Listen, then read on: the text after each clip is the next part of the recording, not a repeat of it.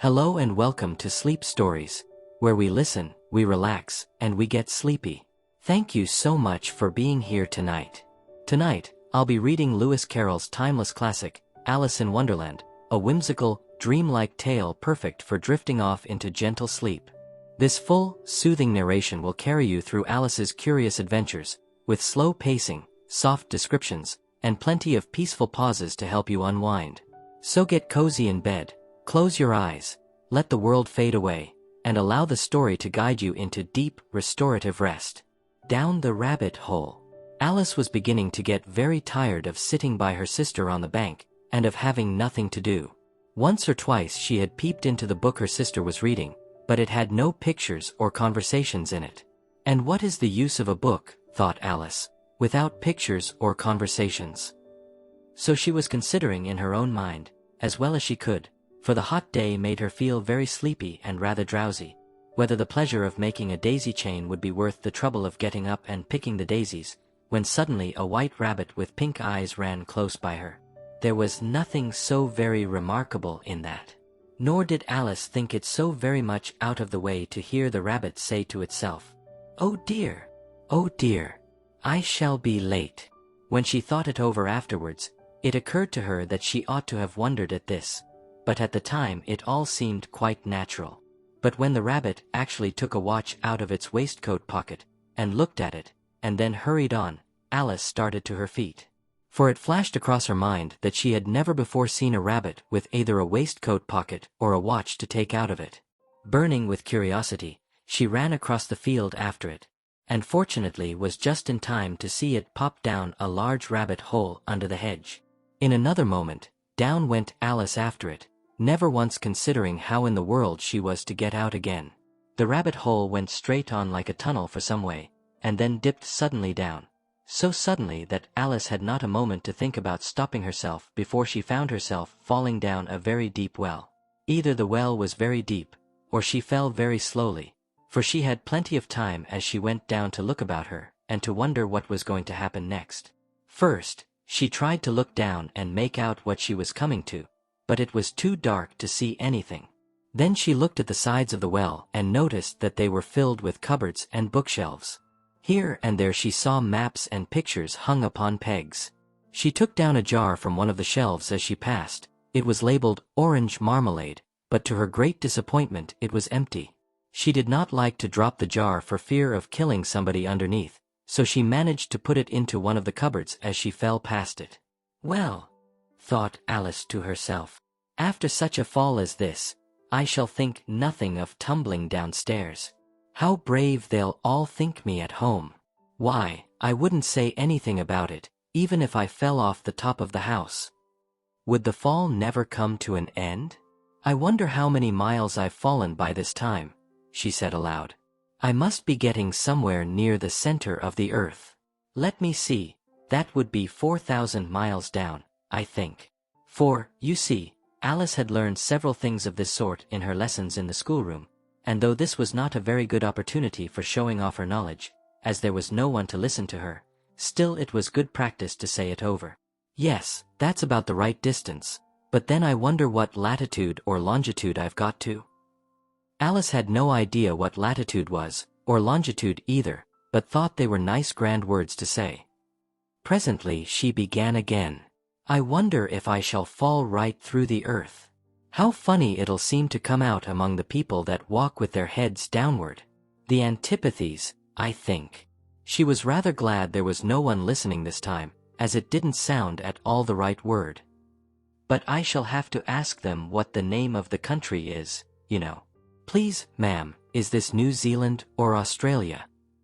And she tried to curtsy as she spoke. Fancy curtsying as you're falling through the air. Do you think you could manage it? And what an ignorant little girl she'll think me for asking. No, it'll never do to ask. Perhaps I shall see it written up somewhere. Down, down, down. There was nothing else to do, so Alice soon began talking again. Dinah'll miss me very much tonight, I should think. Dinah was the cat. I hope they'll remember her saucer of milk at tea time. Dinah, my dear, I wish you were down here with me. There are no mice in the air, I'm afraid, but you might catch a bat, and that's very like a mouse, you know. But do cats eat bats, I wonder?" And here Alice began to get rather sleepy, and went on saying to herself, in a dreamy sort of way, "Do cats eat bats? Do cats eat bats? And sometimes, do bats eat cats?"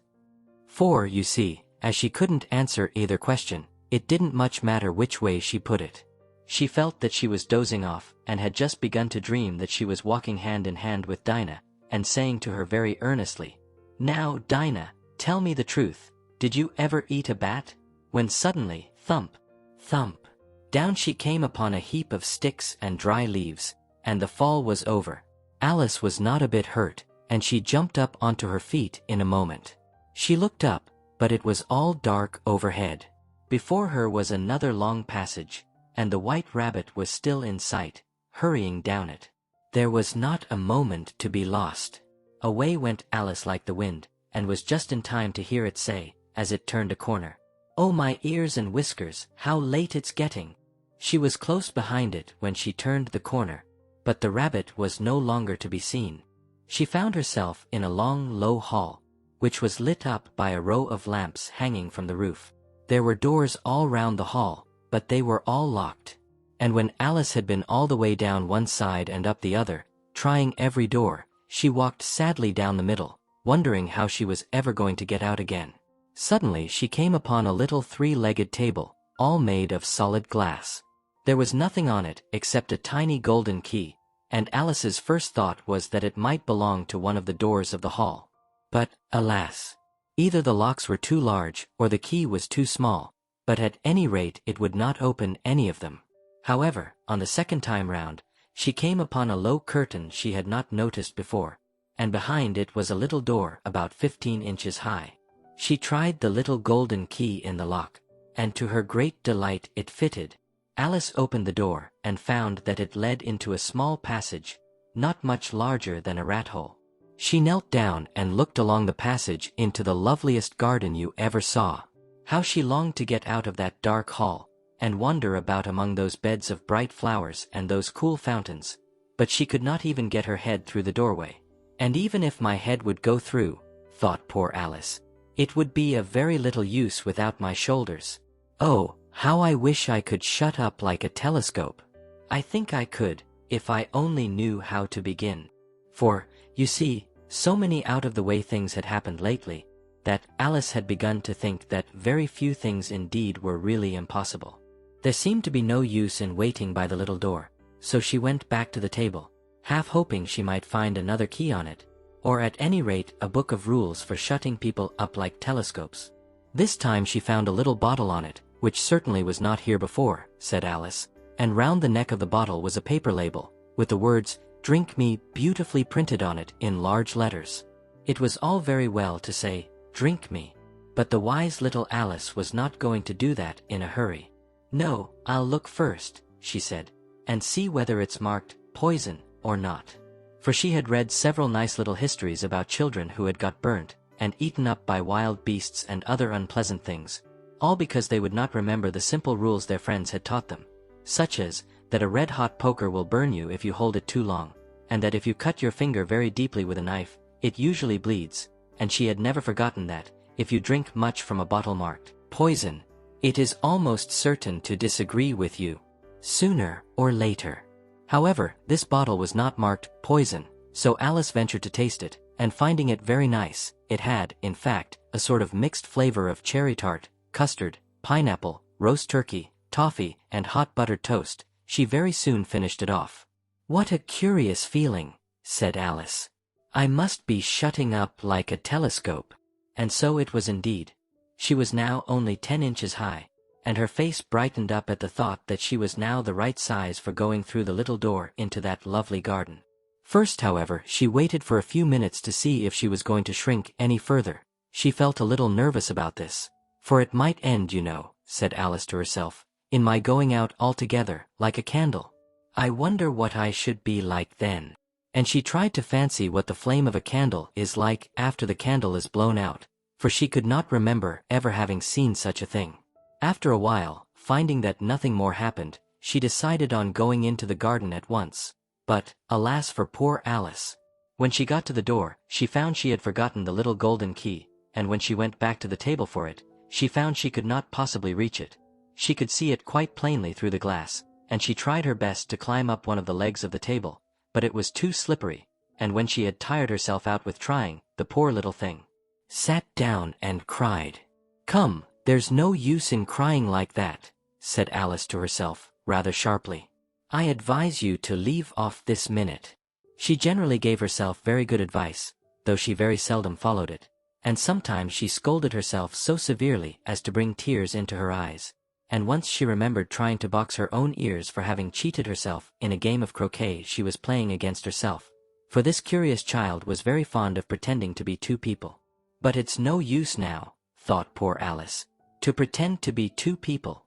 Why, there's hardly enough of me left to make one respectable person." Soon her eye fell on a little glass box that was lying under the table. She opened it, and found in it a very small cake, on which the words "Eat me" were beautifully marked in currants. "Well, I'll eat it," said Alice, "and if it makes me grow larger, I can reach the key, and if it makes me grow smaller, I can creep under the door. So either way I'll get into the garden, and I don't care which happens." She ate a little bit, and said anxiously to herself, "Which way? Which way?" holding her hand on the top of her head to feel which way it was growing, and she was quite surprised to find that she remained the same size. To be sure, this generally happens when one eats cake, but Alice had got so much into the way of expecting nothing but out-of-the-way things to happen, that it seemed quite dull and stupid for life to go on in the common way. So she set to work, and very soon finished off the cake. "The pool of tears, asterisk, asterisk. Curiouser and curiouser," cried Alice. She was so much surprised, that for the moment she quite forgot how to speak good English. "Now I'm opening out like the largest telescope that ever was. Goodbye, feet." For when she looked down at her feet, they seemed to be almost out of sight, they were getting so far off. "Oh, my poor little feet, I wonder who will put on your shoes and stockings for you now, dears? I'm sure I shan't be able. I shall be a great deal too far off to trouble myself about you. You must manage the best way you can, but I must be kind to them," thought Alice, "or perhaps they won't walk the way I want to go. Let me see, I'll give them a new pair of boots every Christmas." And she went on planning to herself how she would manage it. "They must go by the carrier," she thought, "and how funny it'll seem, sending presents to one's own feet. And how odd the directions will look. Alice's right foot, ESQ. Hearthrug. Near the fender. With Alice's love. Oh dear, what nonsense I'm talking." Just then her head struck against the roof of the hall. In fact, she was now more than 9 feet high, and she at once took up the little golden key and hurried off to the garden door. Poor Alice! It was as much as she could do, lying down on one side, to look through into the garden with one eye. But to get through was more hopeless than ever. She sat down and began to cry again. "You ought to be ashamed of yourself," said Alice. "A great girl like you," she might well say this, "to go on crying in this way. Stop this moment, I tell you." But she went on all the same, shedding gallons of tears, until there was a large pool all round her, about 4 inches deep and reaching half down the hall. After a time she heard a little pattering of feet in the distance, and she hastily dried her eyes to see what was coming. It was the White Rabbit returning, splendidly dressed, with a pair of white kid gloves in one hand and a large fan in the other. He came trotting along in a great hurry, muttering to himself as he came, "Oh, the Duchess, the Duchess! Oh, won't she be savage if I've kept her waiting?" Alice felt so desperate that she was ready to ask help of anyone. So, when the rabbit came near her, she began, in a low, timid voice, "If you please, sir." The rabbit started violently, dropped the white kid gloves and the fan, and scurried away into the darkness as hard as he could go. Alice took up the fan and gloves, and, as the hall was very hot, she kept fanning herself all the time she went on talking. "Dear, dear, how queer everything is today. And yesterday things went on just as usual. I wonder if I've been changed in the night? Let me think, was I the same when I got up this morning? I almost think I can remember feeling a little different. But if I'm not the same, the next question is, who in the world am I? Ah, that's the great puzzle. And she began thinking over all the children she knew that were of the same age as herself, to see if she could have been changed for any of them. I'm sure I'm not Ada, she said, for her hair goes in such long ringlets, and mine doesn't go in ringlets at all. And I'm sure I can't be Mabel, for I know all sorts of things, and she knows such a very little. Besides, she, and I'm I, and, oh dear, how puzzling it all is. I'll try if I know all the things I used to know. Let me see, 4 times 5 is 12, and 4 times 6 is 13, and 4 times 7 is, oh dear. I shall never get to 20 at that rate. However, the multiplication table doesn't signify. Let's try geography. London is the capital of Paris, and Paris is the capital of Rome, and Rome. No, that's all wrong, I'm certain. I must have been changed for Mabel. I'll try and say, how doth the little? And she crossed her hands on her lap as if she were saying lessons, and began to repeat it, but her voice sounded hoarse and strange, and the words did not come the same as they used to do. How doth the little crocodile improve his shining tail, and pour the waters of the Nile on every golden scale? How cheerfully he seems to grin, how neatly spreads his claws, and welcomes little fishes in with gently smiling jaws. I'm sure those are not the right words, said poor Alice, and her eyes filled with tears again as she went on.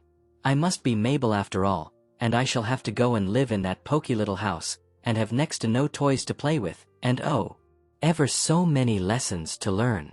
No, I've made up my mind about it. If I'm Mabel, I'll stay down here. It'll be no use their putting their heads down and saying, come up again, dear. I shall only look up and say, who am I then? Tell me that first, and then, if I like being that person, I'll come up. If not, I'll stay down here till I'm somebody else.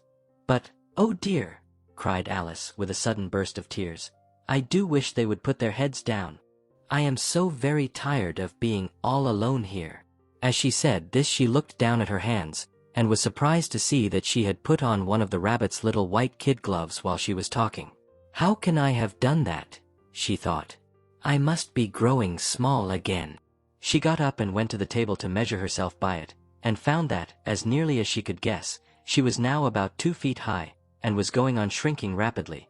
She soon found out that the cause of this was the fan she was holding, and she dropped it hastily, just in time to avoid shrinking away altogether. That was a narrow escape, said Alice, a good deal frightened at the sudden change, but very glad to find herself still in existence. And now for the garden, and she ran with all speed back to the little door. But, alas! The little door was shut again, and the little golden key was lying on the glass table as before. And things are worse than ever, thought the poor child, for I never was so small as this before, never. And I declare it's too bad, that it is. As she said these words her foot slipped, and in another moment, splash! She was up to her chin in salt water. Her first idea was that she had somehow fallen into the sea, and in that case I can go back by railway, she said to herself. Alice had been to the seaside once in her life, and had come to the general conclusion that wherever you go to on the English coast you find a number of bathing machines in the sea, some children digging in the sand with wooden spades, then a row of lodging houses, and behind them a railway station. However, she soon made out that she was in the pool of tears which she had wept when she was 9 feet high. I wish I hadn't cried so much, said Alice, as she swam about, trying to find her way out. I shall be punished for it now, I suppose, by being drowned in my own tears. That will be a queer thing, to be sure. However, everything is queer today. Just then she heard something splashing about in the pool a little way off, and she swam nearer to make out what it was. At first she thought it must be a walrus or hippopotamus, but then she remembered how small she was now, and she soon made out that it was only a mouse that had slipped in like herself. Would it be of any use now, thought Alice, to speak to this mouse? Everything is so out of the way down here, that I should think very likely it can talk. At any rate, there's no harm in trying. So she began, "Oh mouse, do you know the way out of this pool? I am very tired of swimming about here. Oh mouse." Alice thought this must be the right way of speaking to a mouse. She had never done such a thing before, but she remembered having seen in her brother's Latin grammar, a mouse, of a mouse, to a mouse, oh mouse. The mouse looked at her rather inquisitively, and seemed to her to wink with one of its little eyes, but it said nothing. Perhaps it doesn't understand English, thought Alice. I dare say it's a French mouse, come over with William the Conqueror. For, with all her knowledge of history, Alice had no very clear notion how long ago anything had happened. So she began again, "Oh est ma chat," which was the first sentence in her French lesson book.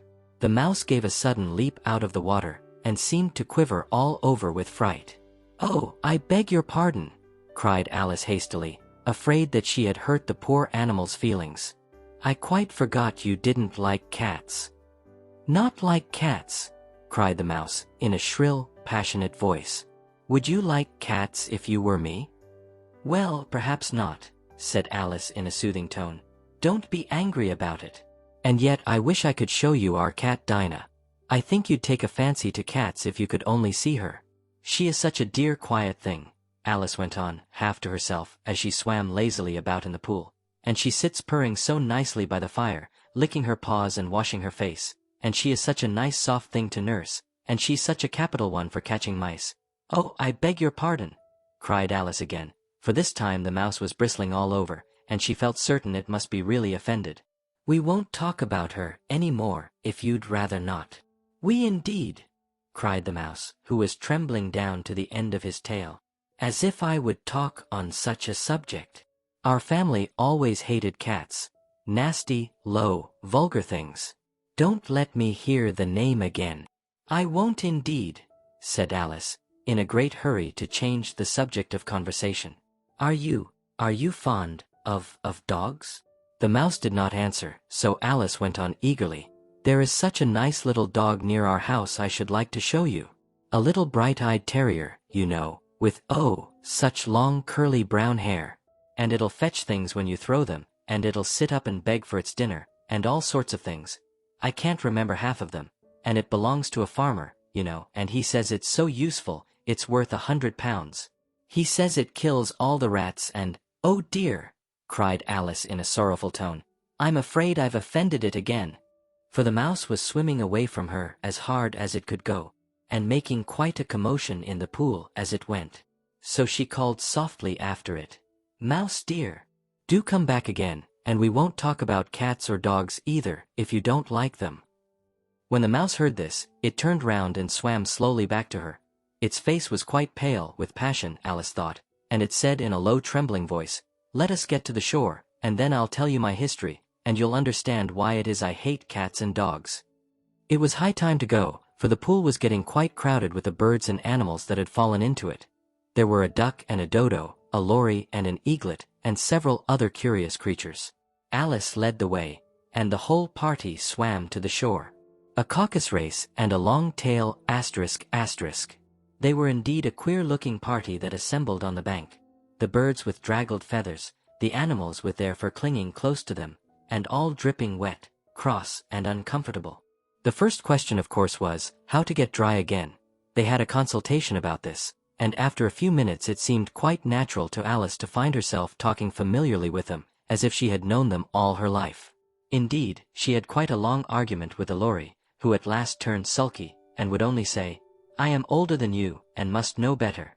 And this Alice would not allow without knowing how old it was, and, as the lory positively refused to tell its age, there was no more to be said. At last the mouse, who seemed to be a person of authority among them, called out, "Sit down, all of you, and listen to me. I'll soon make you dry enough." They all sat down at once, in a large ring, with the mouse in the middle. Alice kept her eyes anxiously fixed on it, for she felt sure she would catch a bad cold if she did not get dry very soon. "Ahem," said the mouse with an important air. "Are you all ready? This is the driest thing I know. Silence all round, if you please." William the Conqueror, whose cause was favored by the Pope, was soon submitted to by the English, who wanted leaders, and had been of late much accustomed to usurpation and conquest. Edwin and Morcar, the Earls of Mercia and Northumbria. "Ugh," said the lory, with a shiver.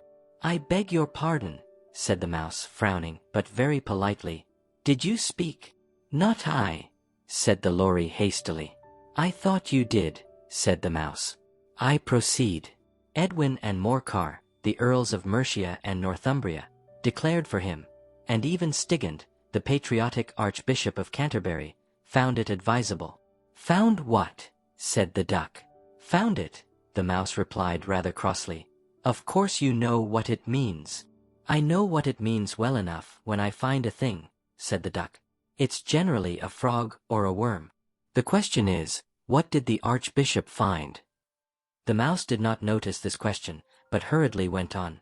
Found it advisable to go with Edgar Atheling to meet William and offer him the crown. William's conduct at first was moderate, but the insolence of his Normans. How are you getting on now, my dear? It continued, turning to Alice as it spoke. As wet as ever, said Alice in a melancholy tone. It doesn't seem to dry me at all. In that case, said the dodo solemnly, rising to its feet, I move that the meeting adjourn, for the immediate adoption of more energetic remedies. Speak English, said the eaglet. I don't know the meaning of half those long words, and what's more, I don't believe you do either. And the eaglet bent down its head to hide a smile. Some of the other birds tittered audibly. What I was going to say, said the dodo in an offended tone, was that the best thing to get us dry would be a caucus race. What is a caucus race? Said Alice. Not that she wanted much to know, but the dodo had paused as if it thought that somebody ought to speak, and no one else seemed inclined to say anything. Why, said the dodo, the best way to explain it is to do it. And, as you might like to try the thing yourself, some winter day, I will tell you how the dodo managed it. First it marked out a racecourse, in a sort of circle, the exact shape doesn't matter, it said, and then all the party were placed along the course, here and there. There was no 1, 2, 3, and away, but they began running when they liked, and left off when they liked, so that it was not easy to know when the race was over.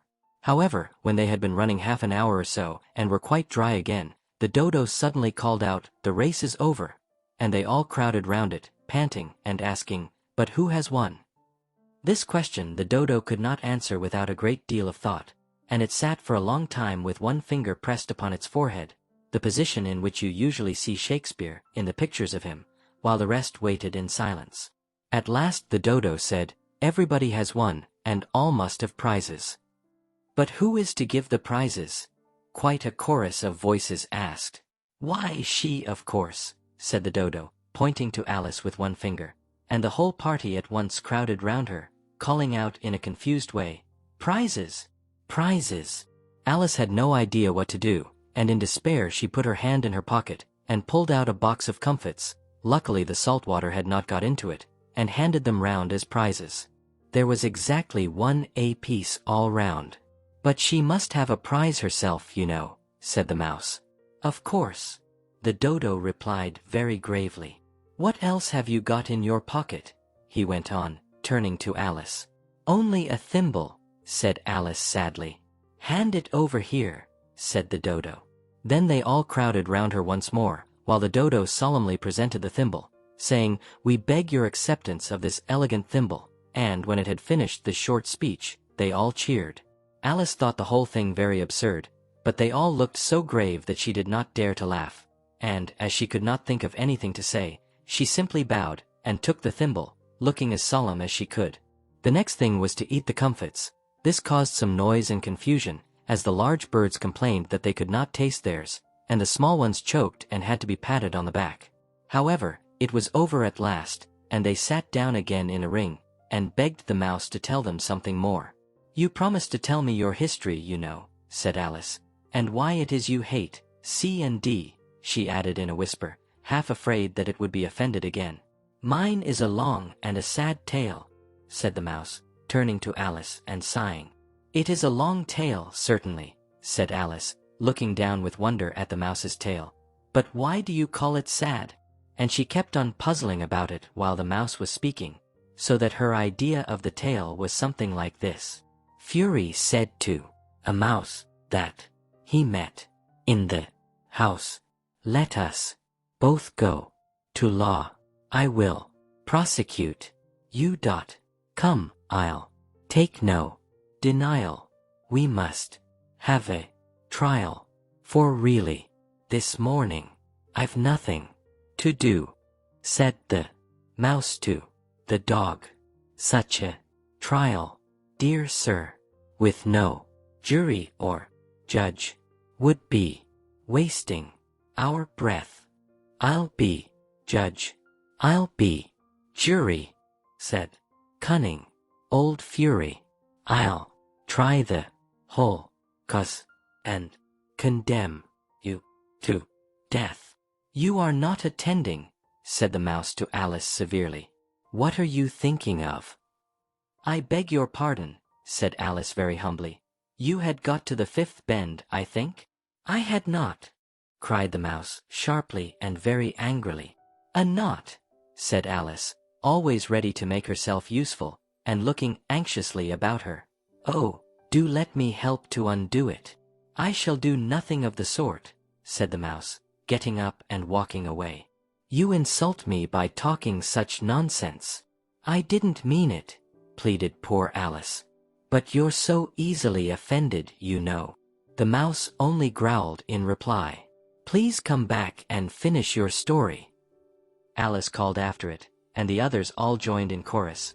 "Yes, please do." But the mouse only shook its head impatiently, and walked a little quicker. "What a pity it wouldn't stay," sighed the lorry, as soon as it was quite out of sight, and an old crab took the opportunity of saying to her daughter, "Ah, my dear, let this be a lesson to you never to lose your temper." "Hold your tongue, ma," said the young crab, a little snappishly.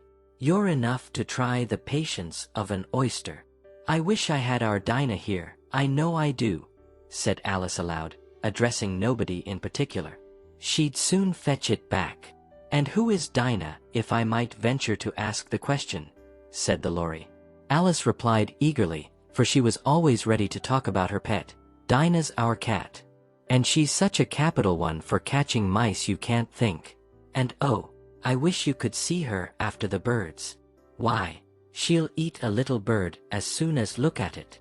This speech caused a remarkable sensation among the party. Some of the birds hurried off at once. One old magpie began wrapping itself up very carefully, remarking, "I really must be getting home, the night air doesn't suit my throat," and a canary called out in a trembling voice to its children, "Come away, my dears. It's high time you were all in bed." On various pretexts they all moved off, and Alice was soon left alone. "I wish I hadn't mentioned Dinah," she said to herself in a melancholy tone. "Nobody seems to like her down here, and I'm sure she's the best cat in the world. Oh, my dear Dinah, I wonder if I shall ever see you any more." And here poor Alice began to cry again, for she felt very lonely and low-spirited. In a little while, however, she heard a little pattering of footsteps in the distance, and she looked up eagerly, half hoping that the mouse had changed his mind, and was coming back to finish his story.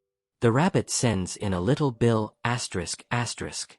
It was the white rabbit, trotting slowly back again, and looking anxiously about as it went, as if it had lost something, and she heard it muttering to itself, "The Duchess! The Duchess! Oh, my dear paws!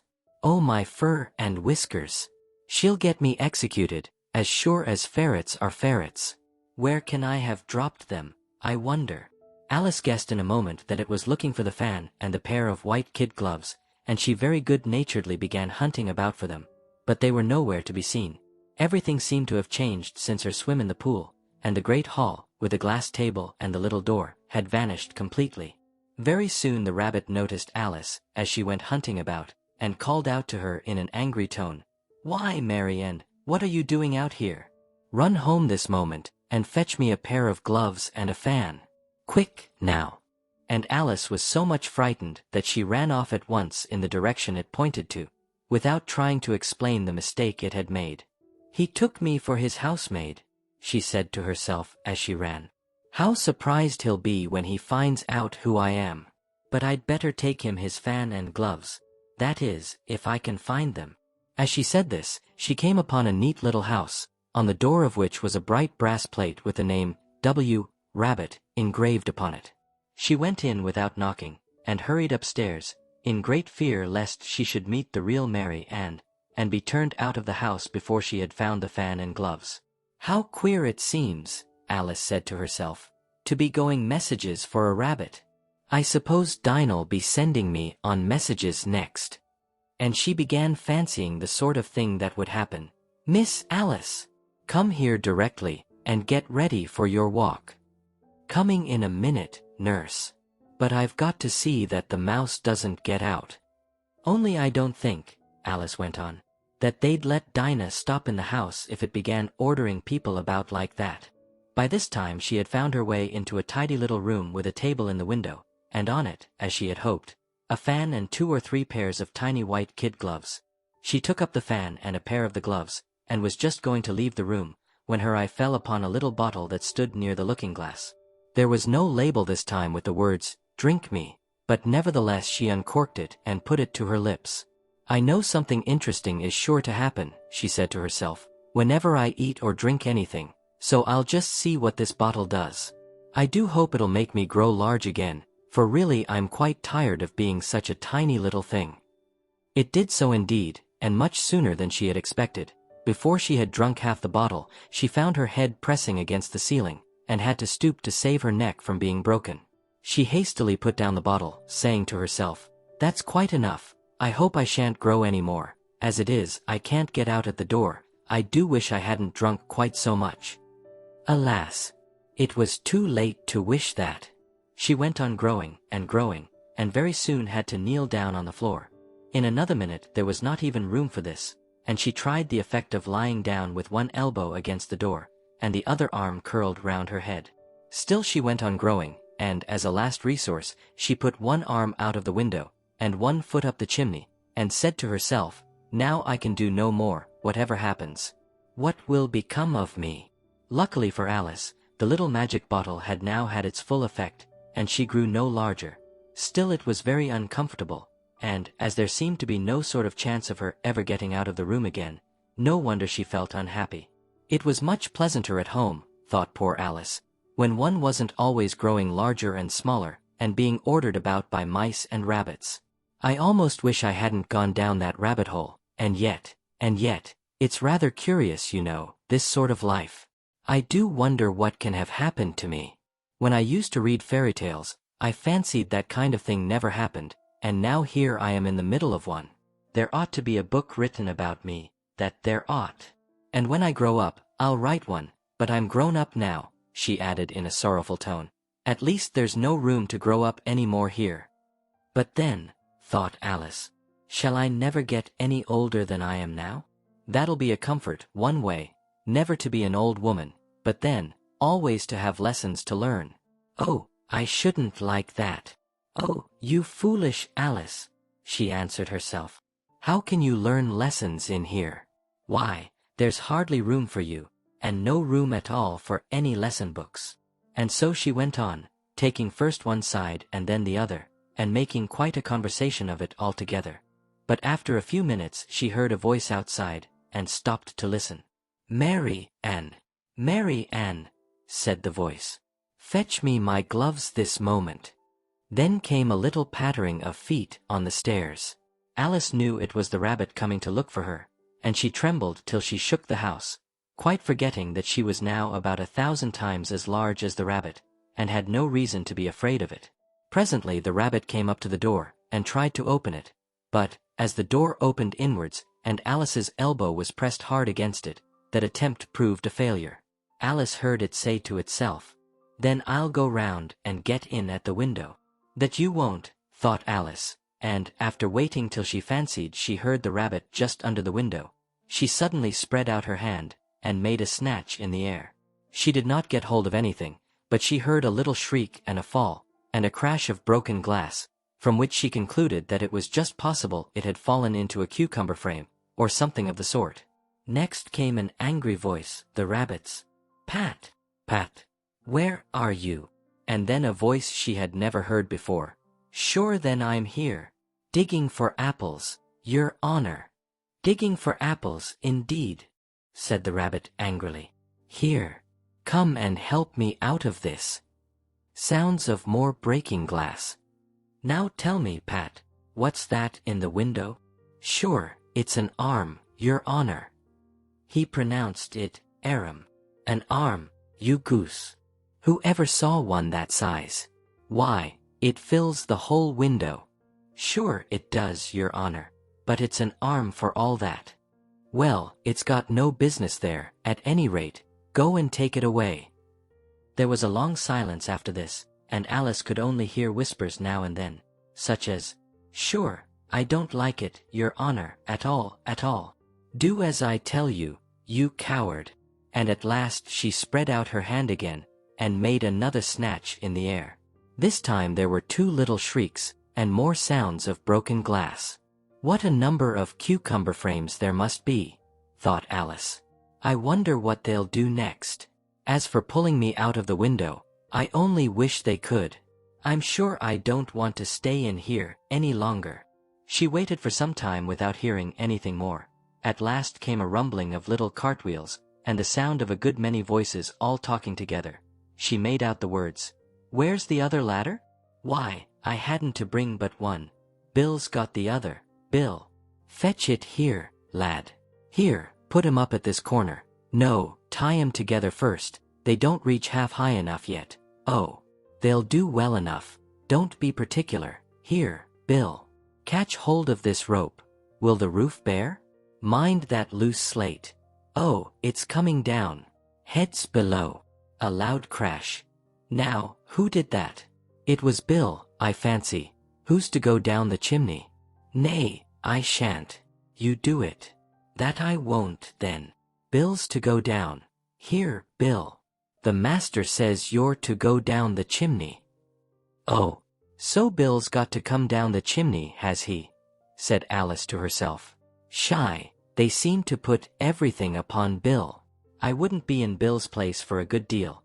This fireplace is narrow, to be sure, but I think I can kick a little. She drew her foot as far down the chimney as she could, and waited till she heard a little animal, she couldn't guess of what sort it was, scratching and scrambling about in the chimney close above her. Then, saying to herself, "This is Bill," she gave one sharp kick, and waited to see what would happen next. The first thing she heard was a general chorus of, "There goes Bill," then the rabbit's voice along, "Catch him, you by the hedge," then silence, and then another confusion of voices. "Hold up his head. Brandy now, don't choke him. How was it, old fellow? What happened to you? Tell us all about it." Last came a little feeble, squeaking voice. That's Bill, thought Alice. Well, I hardly know. No more, thank ye. I'm better now, but I'm a deal too flustered to tell you. All I know is, something comes at me like a jack-in-the-box and up I goes like a skyrocket. So you did, old fellow, said the others. We must burn the house down, said the rabbit's voice, and Alice called out as loud as she could. If you do, I'll set Dinah at you. There was a dead silence instantly, and Alice thought to herself, I wonder what they will do next. If they had any sense, they'd take the roof off. After a minute or two, they began moving about again, and Alice heard the rabbit say, A barrowful will do, to begin with. A barrowful of what? Thought Alice, but she had not long to doubt, for the next moment a shower of little pebbles came rattling in at the window, and some of them hit her in the face. I'll put a stop to this, she said to herself, and shouted out, You'd better not do that again, which produced another dead silence. Alice noticed with some surprise that the pebbles were all turning into little cakes as they lay on the floor, and a bright idea came into her head. If I eat one of these cakes, she thought, it's sure to make some change in my size, and as it can't possibly make me larger, it must make me smaller, I suppose. So she swallowed one of the cakes, and was delighted to find that she began shrinking directly. As soon as she was small enough to get through the door, she ran out of the house, and found quite a crowd of little animals and birds waiting outside. The poor little lizard, Bill, was in the middle, being held up by 2 guinea pigs, who were giving it something out of a bottle. They all made a rush at Alice the moment she appeared, but she ran off as hard as she could, and soon found herself safe in a thick wood.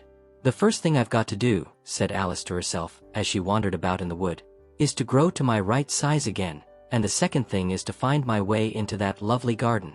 I think that will be the best plan. It sounded an excellent plan, no doubt, and very neatly and simply arranged.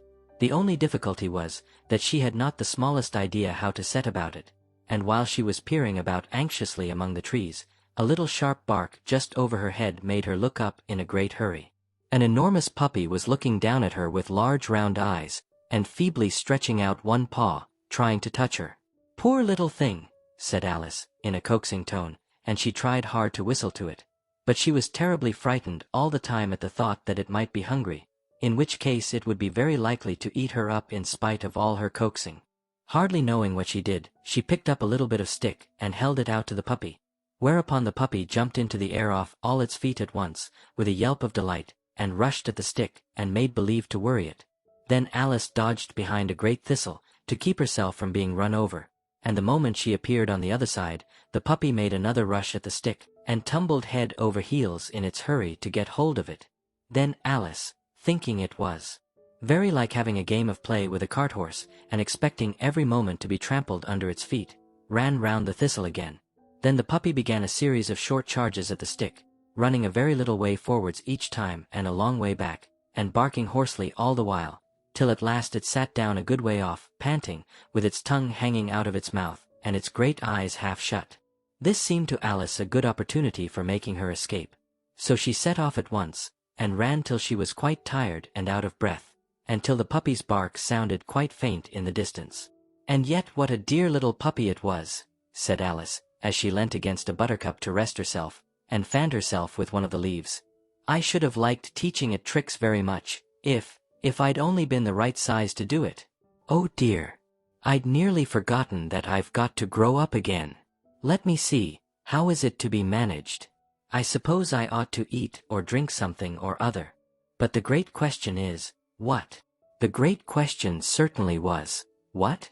Alice looked all round her at the flowers and the blades of grass, but she did not see anything that looked like the right thing to eat or drink under the circumstances.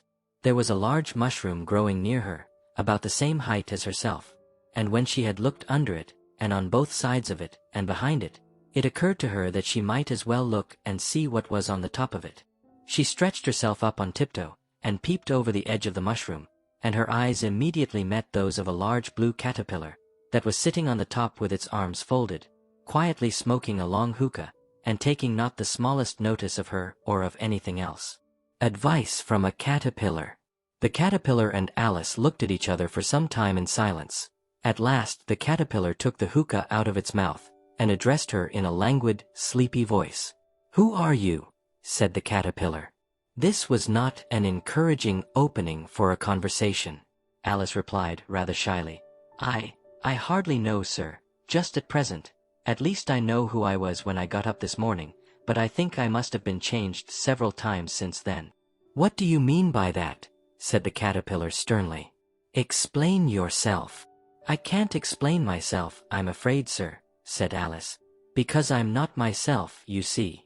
"I don't see," said the caterpillar. "I'm afraid I can't put it more clearly," Alice replied very politely, "for I can't understand it myself to begin with, and being so many different sizes in a day is very confusing." "It isn't," said the caterpillar. "Well, perhaps you haven't found it so yet," said Alice. "But when you have to turn into a chrysalis, you will some day, you know, and then after that into a butterfly, I should think you'll feel it a little queer, won't you?" "Not a bit," said the caterpillar. "Well, perhaps your feelings may be different," said Alice. "All I know is, it would feel very queer to me." "You," said the caterpillar contemptuously. "Who are you?" Which brought them back again to the beginning of the conversation. Alice felt a little irritated at the caterpillar's making such very short remarks, and she drew herself up and said, very gravely, "I think you ought to tell me who you are first." "Why?" said the caterpillar. Here was another puzzling question, and as Alice could not think of any good reason, and as the caterpillar seemed to be in a very unpleasant state of mind, she turned away. "Come back," the caterpillar called after her. "I've something important to say." This sounded promising, certainly. Alice turned and came back again. "Keep your temper," said the caterpillar. "Is that all?" said Alice, swallowing down her anger as well as she could. "No," said the caterpillar. Alice thought she might as well wait, as she had nothing else to do, and perhaps after all it might tell her something worth hearing. For some minutes it puffed away without speaking, but at last it unfolded its arms, took the hookah out of its mouth again, and said, "So you think you're changed, do you?" "I'm afraid I am, sir," said Alice. I can't remember things as I used, and I don't keep the same size for 10 minutes together. Can't remember what things, said the caterpillar. Well, I've tried to say, how doth the little busy bee? But it all came different. Alice replied in a very melancholy voice. Repeat. You are old, Father William, said the caterpillar. Alice folded her hands and began. You are old, Father William, the young man said, and your hair has become very white, and yet you incessantly stand on your head. Do you think, at your age, it is right? In my youth, Father William replied to his son, I feared it might injure the brain, but, now that I'm perfectly sure I have none, why, I do it again and again. You are old, said the youth, as I mentioned before, and have grown most uncommonly fat. Yet you turned a back somersault in at the door. Pray, what is the reason of that? In my youth, said the sage, as he shook his grey locks, I kept all my limbs very supple. By the use of this ointment, 1 shilling the box. Allow me to sell you a couple. You are old, said the youth, and your jaws are too weak for anything tougher than suet. Yet you finished the goose, with the bones and the beak. Pray, how did you manage to do it? In my youth, said his father, I took to the law, and argued each case with my wife, and the muscular strength, which it gave to my jaw, has lasted the rest of my life. You are old, said the youth. One would hardly suppose that your eye was as steady as ever, yet you balanced an eel on the end of your nose. What made you so awfully clever? I have answered 3 questions, and that is enough, said his father. Don't give yourself airs. Do you think I can listen all day to such stuff? Be off, or I'll kick you downstairs. That is not said right, said the caterpillar. The words hung in the warm, still air of the wood like smoke from the hookah, slow and deliberate. The caterpillar removed the long pipe from its mouth, exhaling a lazy curl of blue vapor that drifted upward and mingled with the dappled sunlight filtering through the leaves. Alice stood before the great mushroom, feeling small and rather flustered. The poem she had just recited, You Are Old, Father William, had come out all wrong, the words twisting and changing as they left her lips, turning the familiar verses into something strange and unfamiliar. She shifted from foot to foot, hands clasped behind her back, wishing she could remember the lines properly. Not quite right, I'm afraid, said Alice, timidly. Some of the words have got altered. Her voice was soft, almost apologetic. She looked up at the caterpillar with wide, earnest eyes, hoping for understanding. All morning, or however long she had been in this curious place, things had been changing. Her size, the world around her, even her own words.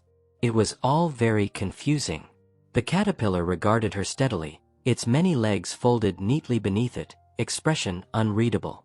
It is wrong from beginning to end, said the caterpillar decidedly, and there was silence for some minutes.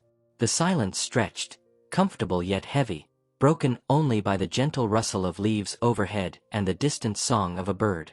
Sunlight warmed the top of the mushroom where the caterpillar sat, casting soft shadows across its blue and green segments.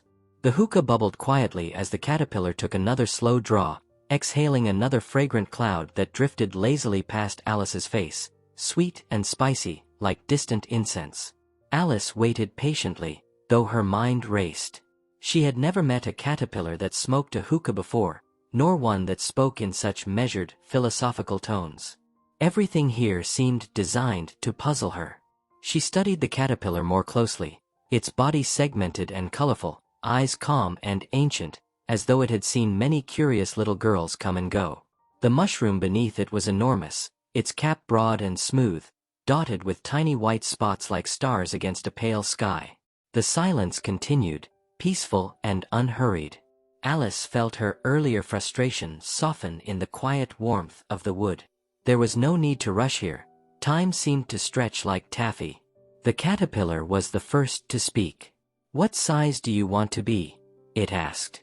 The question came suddenly, yet calmly, as though it were the most natural thing in the world to ask a little girl who had changed sizes several times already.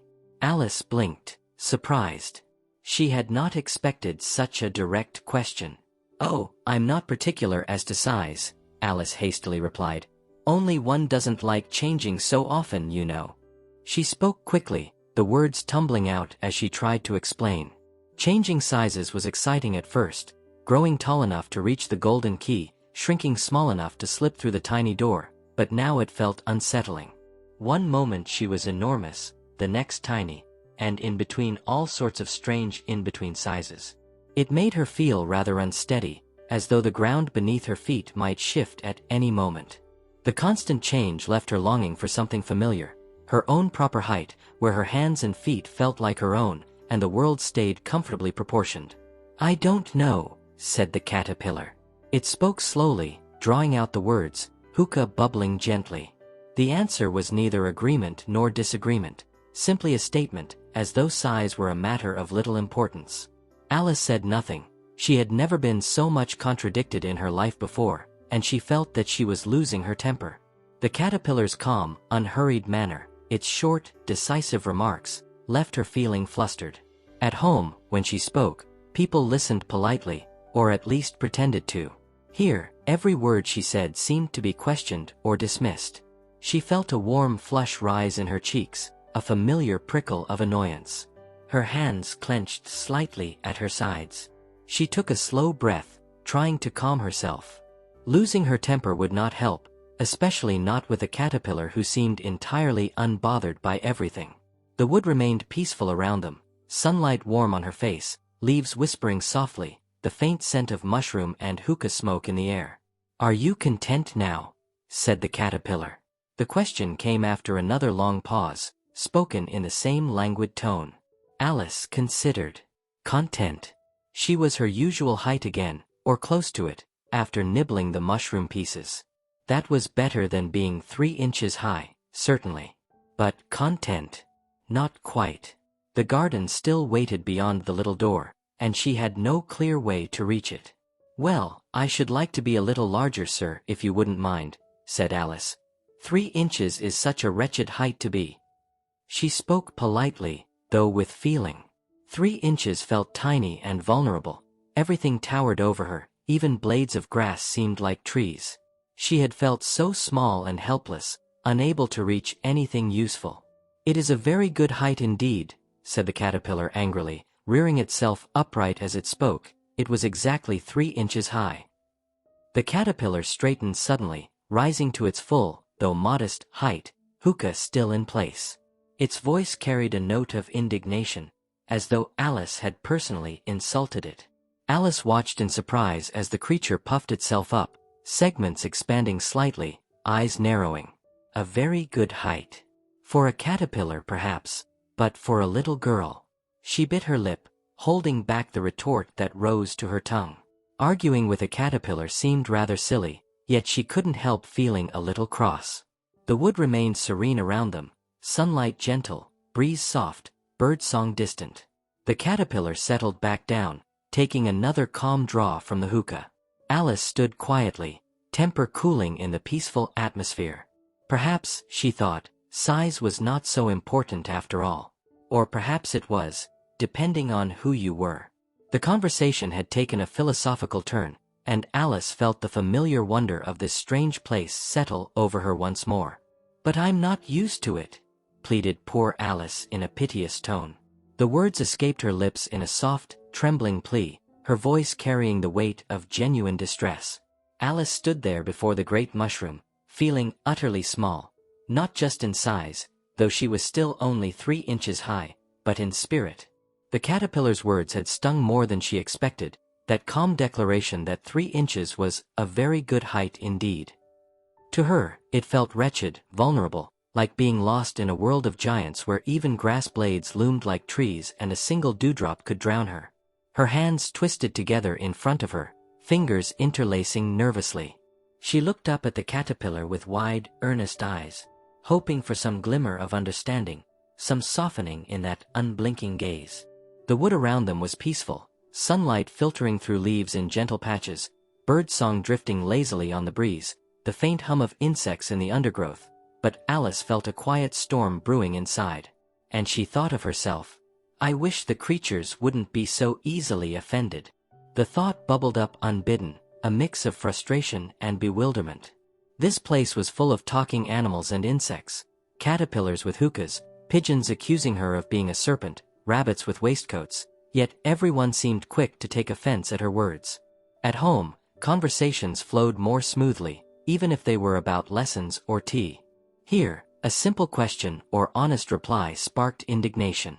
Why couldn't they listen, truly listen, without jumping to conclusions?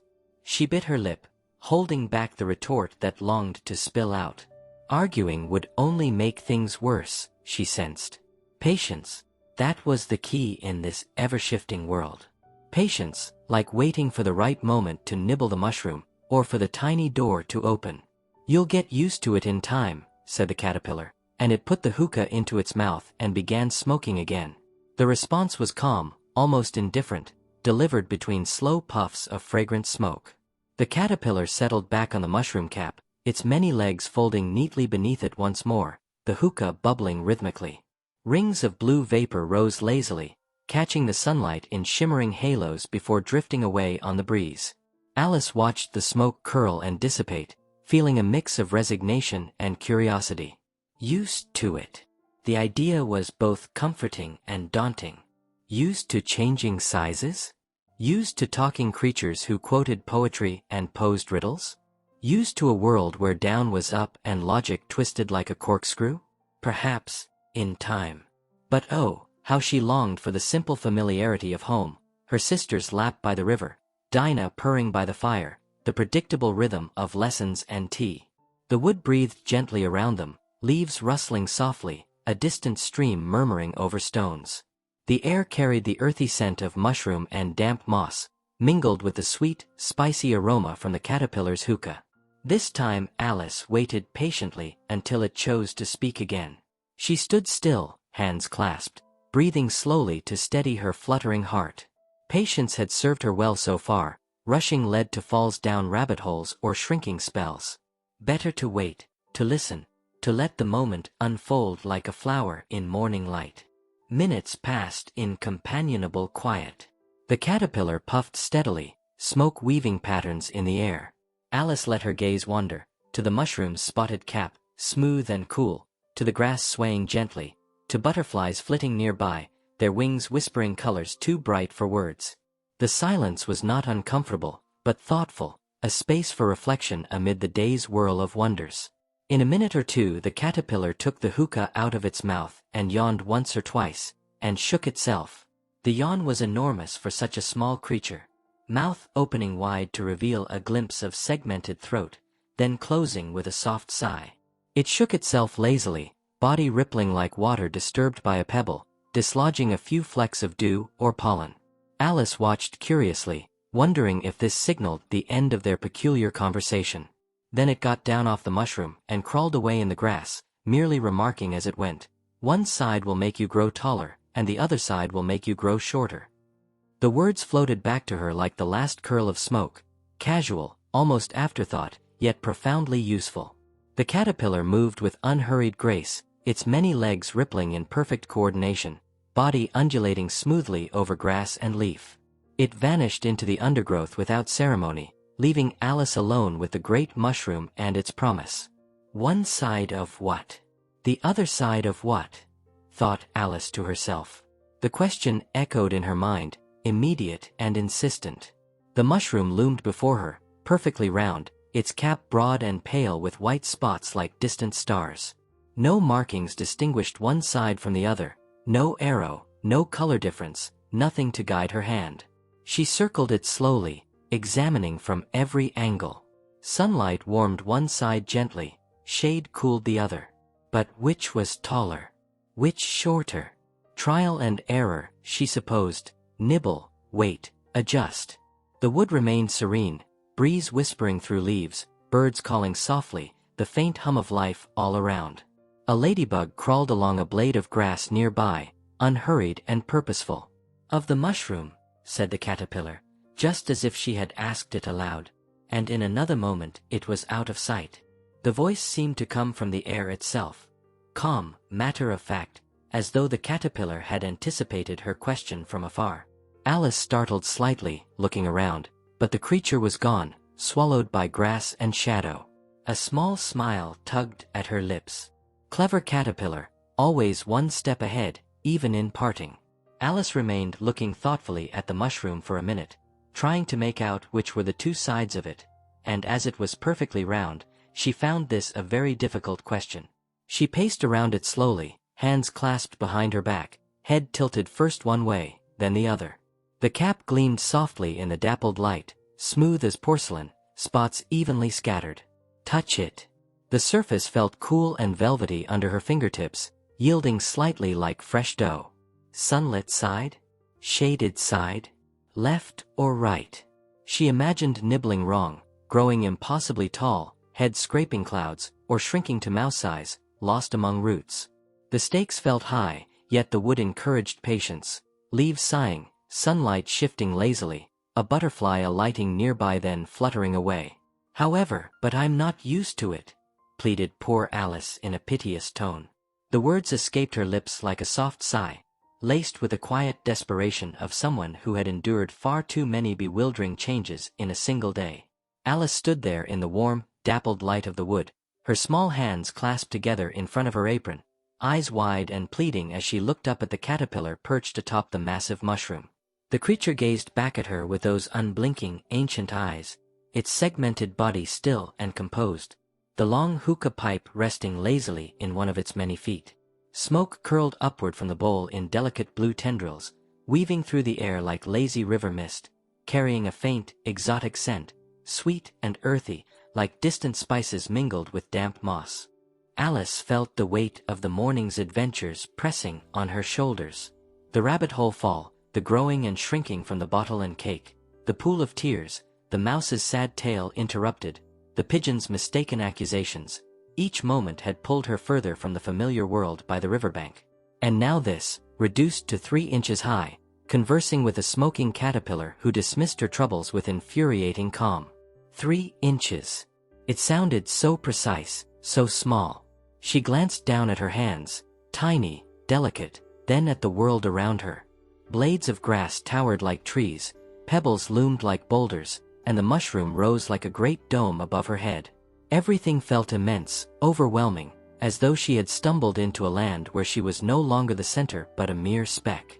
Not used to it, the caterpillar repeated, its voice slow and measured, almost amused. Smoke puffed from the hookah with each word, drifting past Alice's face. And she thought of herself. I wish the creatures wouldn't be so easily offended. The thought bubbled up unbidden, a quiet frustration amid her plea. Everyone here seemed prickly, the mouse bristling at mention of Dinah, the pigeon shrieking serpent at her long neck, now the caterpillar contradicting every statement with short, sharp dismissals. Back home, conversations flowed politely. Here, words sparked like dry leaves underfoot. Alice longed for someone to simply listen, to understand her bewilderment without turning it into debate. She bit her lip, holding back the retort. Losing her temper would solve nothing, especially not with a creature who seemed utterly unhurried by the world's chaos. You'll get used to it in time, said the caterpillar, and it put the hookah into its mouth and began smoking again. The advice landed like a feather, light, unhelpful, yet oddly philosophical. The caterpillar inhaled deeply, eyes half closing in contentment, then exhaled another slow plume of smoke that swirled around Alice like a gentle fog. The scent enveloped her, spicy, calming, with hints of honeyed tobacco and wild herbs. Time. Alice had no time. The garden waited beyond the little door, lovely and unreachable. Changing sizes had brought her no closer to it, only further into confusion. She stood silently, watching the smoke rise and dissipate, leaves rustling softly overhead in a faint breeze. Sunlight warmed her face where it filtered through the canopy, dappling the mushroom cap in gold and shadow. The wood breathed around her, birds calling distant songs, insects humming in the grass, the quiet pulse of life undisturbed by her troubles. This time Alice waited patiently until it chose to speak again. Patience was not always her strongest suit. Curiosity drove her forward like a river, but something in the caterpillar's unhurried demeanor soothed her impatience. She shifted her weight, feeling the soft moss beneath her tiny feet, and let the moment stretch. The silence was companionable, not awkward. Smoke curled lazily, a butterfly fluttered past, wings shimmering in rainbow light. Alice's mind wandered to Dinah back home, purring by the fire, to her sister reading on the bank, to the simple boredom that had led her chasing the white rabbit. How long ago that felt. In a minute or two the caterpillar took the hookah out of its mouth and yawned once or twice, and shook itself. The yawn was enormous for such a small creature, mouth opening wide to reveal a row of tiny, perfect teeth, then closing with a soft sigh. It shook its body gently, segments rippling like waves on a pond, dislodging a few specks of dew from the mushroom cap. Alice watched, fascinated. Caterpillars did not yawn or shake in her world, or if they did, she had never noticed. Then it got down off the mushroom and crawled away in the grass, merely remarking as it went, "One side will make you grow taller, and the other side will make you grow shorter." The words floated back to her on a puff of smoke, casual as advice on the weather. The caterpillar moved with graceful undulations, blue and green body gliding over grass stems that bent like welcoming arches. Alice stared after it, mouth slightly open. One side of what? The other side of what? Thought Alice to herself. The question echoed in her mind, urgent and unanswered. The caterpillar vanished among the leaves, leaving only a faint trail of smoke and the memory of its parting wisdom. "Of the mushroom," said the caterpillar, just as if she had asked it aloud, and in another moment it was out of sight. The voice seemed to come from the air itself, calm, matter-of-fact, as though the creature had anticipated her confusion. Alice blinked, looking around, but the caterpillar was gone, swallowed by the undergrowth. Alice remained looking thoughtfully at the mushroom for a minute, trying to make out which were the two sides of it, and as it was perfectly round, she found this a very difficult question. The mushroom loomed before her, enormous at her 3-inch height, cap broad and smooth like a great pale umbrella, stem thick as an oak trunk. White spots dotted the surface like stars on a night sky. She circled it slowly, peering from every angle, but it appeared perfectly symmetrical, round as a coin. Which side grew taller? Which shorter? She reached out a tentative hand, feeling the cool, velvety surface under her fingertips. It was soft, slightly damp from morning dew, with a faint, earthy scent. Sunlight warmed one side, shadow cooled the other. But was that the difference? Or arbitrary? The wood held its breath around her, leaves whispering, breeze gentle, distant stream murmuring. Patience, she told herself. Answers came to those who waited. However, at last she stretched her arms round it as far as they would go, and broke off a bit of the edge with each hand. Her tiny arms encircled as much as they could, fingers pressing into the soft flesh. She snapped off 2 small pieces, one from the left edge, one from the right, holding them carefully, like precious samples. Now to test. She nibbled the right-hand piece first, a tiny bite, barely a taste. A warm tingling spread through her, gentle as sunlight soaking into soil. She felt herself lengthening smoothly, body unfolding like a flower opening to dawn.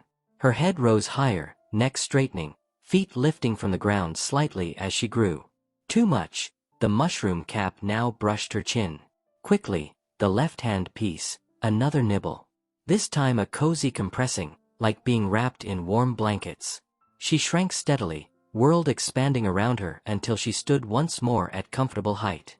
Balance achieved. The wood welcomed her back, trees friendly now, not towering giants. She pocketed the remaining mushroom bits carefully, treasures for future need. The garden called, lovely, waiting. With lighter heart, Alice set off through the trees, adventure renewed. And now which is which? She said to herself, and nibbled a little of the right-hand bit to try the effect. The next moment she felt a violent blow underneath her chin. It had struck her foot. She was a good deal frightened by this very sudden change, but she felt that there was no time to be lost, as she was shrinking rapidly. So she set to work at once to eat some of the other bit.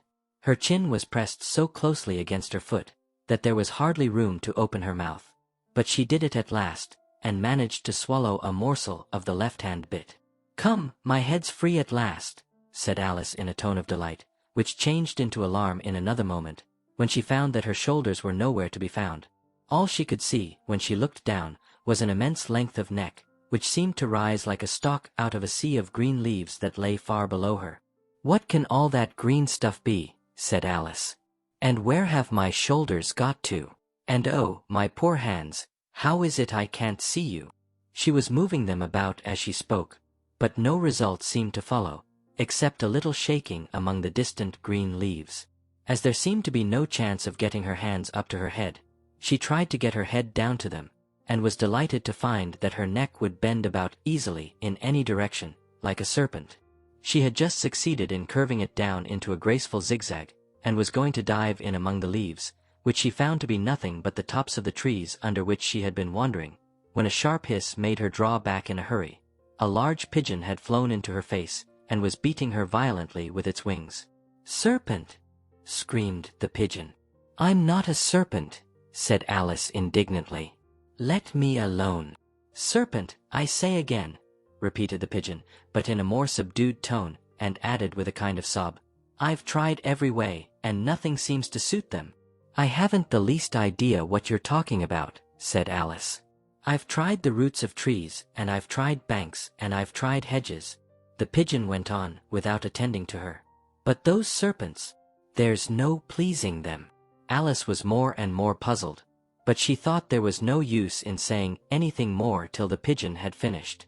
"As if it wasn't trouble enough hatching the eggs," said the pigeon. "But I must be on the lookout for serpents night and day. Why, I haven't had a wink of sleep these 3 weeks."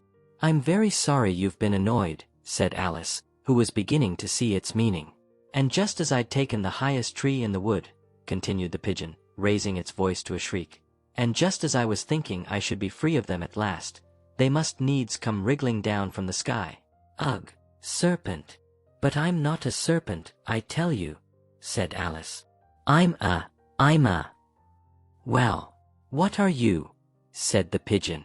"I can see you're trying to invent something." I'm a little girl," said Alice, rather doubtfully, as she remembered the number of changes she had gone through that day. The words came out softer than she intended, tinged with uncertainty. Alice stood there in the quiet wood, her extraordinarily long neck still swaying slightly among the branches, feeling very much unlike the little girl she had been that morning by the riverbank. She thought back, only a few hours ago, or was it longer? Time felt strange here. She had been sitting with her sister, bored and drowsy in the warm sunshine, dreaming of daisy chains. Then the white rabbit, the fall down the rabbit hole, the bottle labeled "Drink Me," the cake marked "Eat Me," growing enormous, shrinking tiny, stretching like a telescope, and now this impossible neck that reached high into the leaves. How many times had she changed? She could scarcely count them. Each alteration had felt real and complete in the moment, yet now, looking back, they blurred together like dreams within a dream. "A likely story indeed," said the pigeon in a tone of the deepest contempt. The bird ruffled its feathers indignantly, eyes fixed on Alice with sharp suspicion. It shifted on its nest, wings half spread as though ready to defend its eggs at any moment. "I've seen a good many little girls in my time," it continued, voice dripping with scorn, "but never one with such a neck as that. No, you're a serpent, and there's no use denying it. I suppose you'll be telling me next that you never tasted an egg." The accusation hung in the air like smoke. Alice felt a flush of indignation rise in her cheeks, or what she assumed were still her cheeks, somewhere far below on her tiny distant body. "I have tasted eggs, certainly," said Alice, who was a very truthful child. "But little girls eat eggs quite as much as serpents do, you know." She spoke with as much dignity as she could muster, though her voice sounded small and far away from the height of her neck. Truthfulness had always been important to her. She disliked fibbing, even in play, and she would not let this pigeon make her out to be deceitful. The pigeon gave a short, harsh laugh, more of a caw than a laugh, really. "I don't believe it," said the pigeon. "But if they do, why then they're a kind of serpent, that's all I can say." This was such a new idea to Alice, that she was quite silent for a minute or two. She stood perfectly still among the trees, her long neck curving gently between branches, leaves brushing softly against her cheeks high above. The pigeon's words echoed in her mind, Little girls who eat eggs are a kind of serpent. How very odd, she thought. By that logic, nearly everyone she knew would be a serpent.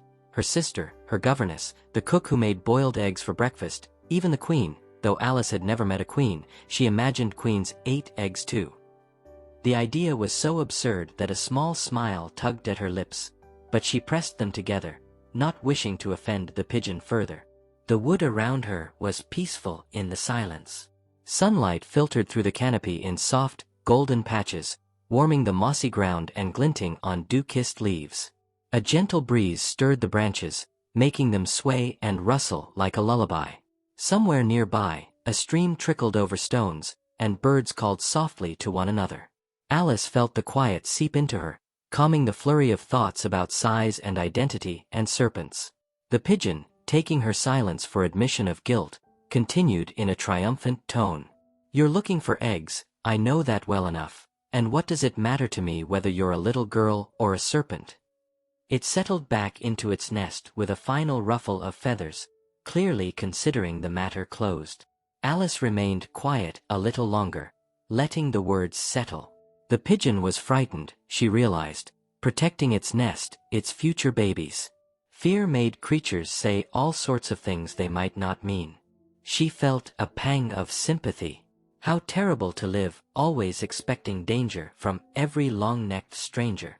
Carefully, slowly, Alice began to withdraw her neck from the branches, untangling it gently so as not to disturb the leaves too much. The pigeon watched warily but did not speak again. Once free, Alice took a small step backward, giving the nest more space. "I truly mean you no harm," she said softly. "I was only passing through." The pigeon made no reply, only tucked its head beneath a wing. Alice turned away, moving carefully through the wood, her heart lighter despite the strange encounter. The trees closed gently around her, sunlight dappling her path, birdsong welcoming her onward. She still had a garden to find, and many more wonders, no doubt, waiting ahead. "It matters a good deal to me," said Alice hastily, "but I'm not looking for eggs as it happens, and if I was, I shouldn't want yours. I don't like them raw." The words tumbled out in a rush, polite yet firm, as Alice stood with her extraordinarily long neck craned awkwardly among the branches. The pigeon, perched on its nest high in the tree, ruffled its feathers in clear offense, its sharp eyes narrowing at her. Alice felt a little pang of regret. She hadn't meant to be rude, only honest, but the pigeon's accusations had grown quite tiresome. First a serpent, now an egg thief. She was only a little girl, or had been, before all these changes, wandering lost in this strange world. "Well, be off then," said the pigeon in a sulky tone, as it settled down again into its nest. It fluffed its feathers once more, turning its back with deliberate dignity, tucking its head beneath a wing as if to say the conversation was quite finished. Alice watched for a moment, feeling a mix of relief and lingering amusement. The pigeon's nest was a neat, cozy affair, twigs woven carefully, lined with soft down, and the bird now appeared determined to ignore her completely. A soft breeze rustled the leaves overhead, carrying the fresh, green scent of the wood. Sunlight filtered through the canopy in gentle patches, warming Alice's face where it reached her. She took a slow, careful step backward, mindful of her elongated neck. Alice crouched down among the trees as well as she could, for her neck kept getting entangled among the branches, and every now and then she had to stop and untwist it. Crouching was no easy task with such a long neck. It swayed like a serpent, as the pigeon had so indignantly pointed out, weaving unintentionally between branches and leaves. Several times it caught on twigs, pulling her head sideways or backward until she had to pause, reach up with careful hands, and gently free herself. The wood around her was peaceful and inviting, tall trees with smooth bark, soft moss underfoot, wildflowers nodding in patches of sunlight. Birds sang softly in the distance, and the air carried the sweet scent of earth and leaves. Alice moved slowly, almost dreamily, enjoying the quiet after the pigeon's sharp words. Each time her neck tangled, she paused patiently, untangling it with gentle fingers, feeling the cool leaves brush her cheeks. The sensation was strange but not unpleasant, like being part of the tree itself for a moment, connected to branch and leaf. After a while she remembered that she still held the pieces of mushroom in her hands, and she set to work very carefully, nibbling first at one and then at the other, and growing sometimes taller and sometimes shorter, until she had succeeded in bringing herself down to her usual height. The pieces of mushroom, one from each side of the large specimen the caterpillar had sat upon, were soft and earthy in her palms, cool from the shade. She examined them thoughtfully. The caterpillar's words echoed in her mind: "One side will make you grow taller, and the other side will make you grow shorter." She nibbled a tiny corner of the right-hand piece first, just a crumb, really. Almost immediately she felt a gentle stretching sensation, as though her bones were lengthening softly, like taffy warming in the sun. Her neck shortened, her torso settled, and she found herself shrinking smoothly downward. Too much. She quickly nibbled the left-hand piece. This time a cozy compressing feeling enveloped her, as though she were being gently tucked into a smaller space. She grew shorter, then taller again as she nibbled the other side to correct. Back and forth she went, nibble, grow, nibble, shrink, with careful precision. The wood seemed to shift around her with each change, trees towering higher when she shrank, then lowering as she grew. Leaves that had been far overhead came within reach, then retreated again. Sunlight danced across her face in changing patterns. It was rather like a gentle game, this growing and shrinking, puzzling, yes, but also strangely satisfying as she found the balance. At last, with a final careful nibble, she felt herself settle comfortably into her usual height. Neither too tall nor too small, just right. It was so long since she had been anything near the right size that it felt quite strange at first, but she got used to it in a few minutes, and began talking to herself, as usual. Standing at her proper height once more, Alice stretched her arms overhead, feeling the pleasant familiarity of her own body. Her neck was normal again, no more tangling in branches. Her hands reached just where they ought, her feet felt steady on the soft ground. "How very odd," she said aloud, her voice sounding comfortingly like her own again. "To think I was a serpent only moments ago, or nearly 9 feet tall before that. And now here I am, plain Alice once more." She smoothed her dress, adjusted her pinafore, and took a few experimental steps. Everything felt wonderfully ordinary. The strangeness lingered, though, a quiet wonder at how quickly one could become accustomed to the most extraordinary things. "Come, there's half my plan done now," she said cheerfully to herself. "How puzzling all these changes are. I'm never sure what I'm going to be, from one minute to another. However, I've got back to my right size. The next thing is, to get into that beautiful garden. How is that to be done, I wonder?" She looked around the peaceful wood, sunlight filtering softly through leaves, birds singing their gentle songs. The memory of the lovely garden, seen through the tiny door so long ago, glowed brightly in her mind. Bright flower beds, cool fountains, shaded paths. It felt close now, almost within reach. With renewed purpose, Alice set off through the trees, stepping carefully over roots and around patches of wildflowers, her heart light with anticipation. The adventure continued, and the garden waited. As she said this, she came suddenly upon an open place, with a little house in it about 4 feet high. "Whoever lives there," thought Alice, "it'll never do to come upon them this size. Why, I should frighten them out of their wits." So she began nibbling at the right-hand bit again, and did not venture to go near the house till she had brought herself down to 9 inches high. Pig and pepper, asterisk, asterisk. For a minute or two she stood looking at the house, and wondering what to do next, when suddenly a footman in livery came running out of the wood. She considered him to be a footman because he was in livery. Otherwise, judging by his face only, she would have called him a fish, and rapped loudly at the door with his knuckles. It was opened by another footman in livery, with a round face, and large eyes like a frog, and both footmen, Alice noticed, had powdered hair that curled all over their heads. She felt very curious to know what it was all about, and crept a little way out of the wood to listen.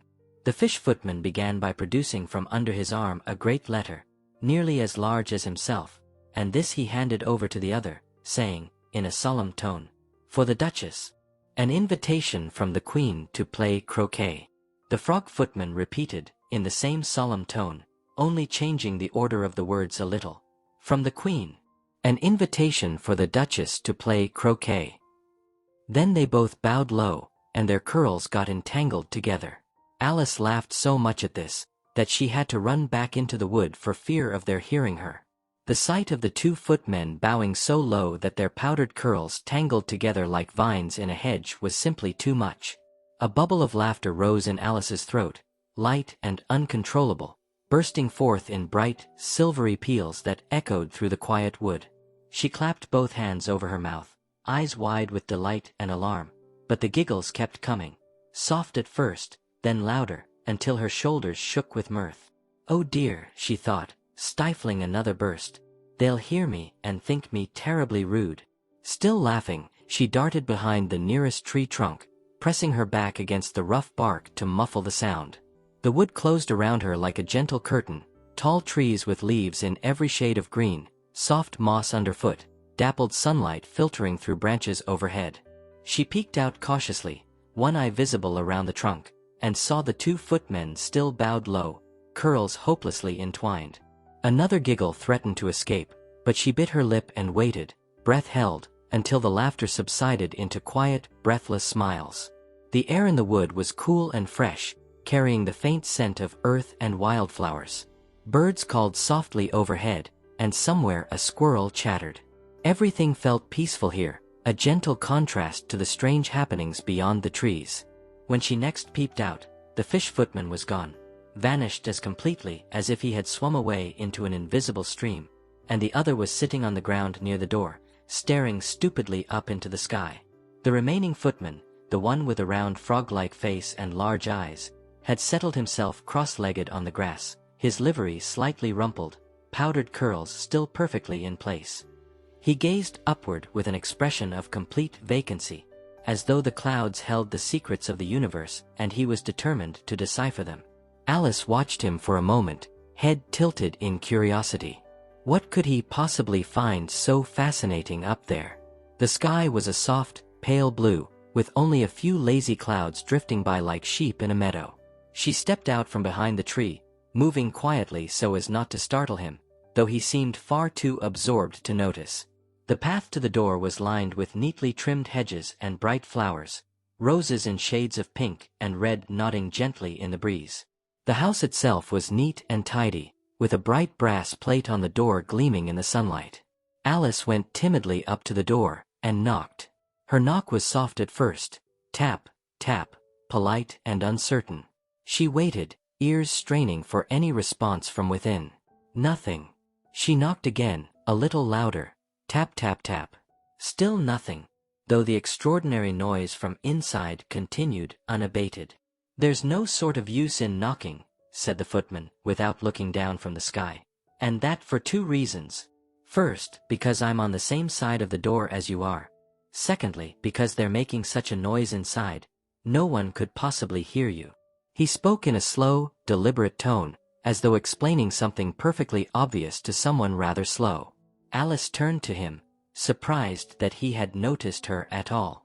He still sat cross-legged, gazing upward, hands resting calmly on his knees. And certainly there was a most extraordinary noise going on within, a constant howling and sneezing, and every now and then a great crash, as if a dish or kettle had been broken to pieces. The sounds tumbled out through the door like an unruly orchestra, loud sneezes that seemed to shake the very walls, HCHO, AHCHO, followed by wailing cries that rose and fell like a siren. Then came the crashes, clang, smash, as though someone were hurling plates across the room, or perhaps dropping entire stacks of pots from a great height. Alice stood listening, eyes wide. What on earth could be happening inside? It sounded like a combination of a thunderstorm, a cat fight, and a very clumsy kitchen all rolled into one. She glanced at the footman again. He hadn't moved, still staring at the sky with that same vacant expression. "Please," said Alice politely, "how am I to get in?" "There might be some sense in your knocking," the footman went on, still without looking at her. "If we had the door between us. For instance, if you were inside, you might knock, and I could let you out, you know." He spoke as though this were the most reasonable thing in the world. Alice felt a little frustrated. "But I want to get in," she said. The footman finally lowered his gaze from the sky and looked at her. Or rather, through her, as though she were made of glass. "Are you to get in at all?" said the footman. "That's the first question, you know." Alice thought this a very good question indeed, though not particularly helpful. She turned back to the door, listening again to the chaos within. Another enormous sneeze shook the air. Followed by a wail and another crash. Perhaps, thought Alice, it would be better to go round to the back, or try a window. But curiosity held her fast. What could possibly be making such a racket? She knocked once more, firmly this time, and waited. The noise continued unabated. The footman resumed his sky-gazing.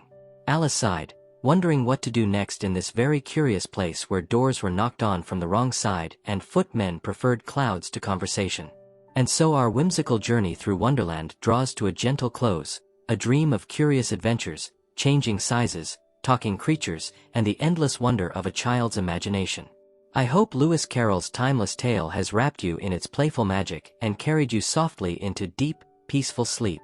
If you enjoyed drifting off with Alice tonight, please give this video a like, share it with someone who loves classic stories, and subscribe to Sleep Stories, with notifications on, so a new relaxing bedtime tale finds you every week. Thank you for spending this dreamy time with us. Sweet dreams. Good night. Crescent Moon.